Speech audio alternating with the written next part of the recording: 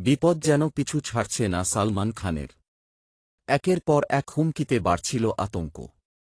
আর তাই শেষ পর্যন্ত ছেড়ে যেতে হল মুম্বাই শহর। হঠাৎ করেই বাবা সিদ্দিকীর ছেলের সঙ্গে মুম্বাই ছাড়লেন ভাইজান। তবে কোথায় আবাস গেড়েছেন সাল্লু সে বিষয়ে পরিষ্কারভাবে জানা যায়নি। কৃষ্ণসার হরিণ হত্যা মামলায় নাম জড়ানোর পর থেকেই লরেন্স বিষ্ণোই গ্যাংয়ের নিশানায় সালমান খান। যদিও সালমান নিজে প্রথম থেকে তা অস্বীকার করে আসছেন।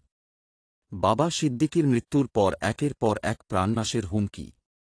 কখনো ফ্যানে, কখনো চিঠিতে, আবার কখনো সরাসরি শুটিং ফ্লেয়ারে ঢুকে হুমকি। লরেন্স বিষ্ণোই দলের নিশানায় অভিনেতা। হঠাৎ শহর ছাড়ার কারণে এই সপ্তাহের বিগ বসের উপস্থাপনায় থাকবেন না সালমান। তার পরিবর্তে সঞ্চালনা করবেন কোরিওগ্রাফার ফারাহ খান। বলিউড ভাইজান একটি কাজ করলেই কেবল ক্ষমা পাবেন বিষ্ণোই গ্যাংয়ের হাত থেকে। বিষ্ণোইদের মুকাম মুক্তিধাম মন্দিরে গিয়ে ক্ষমা চাইলেই মাফ পাবেন সালমান।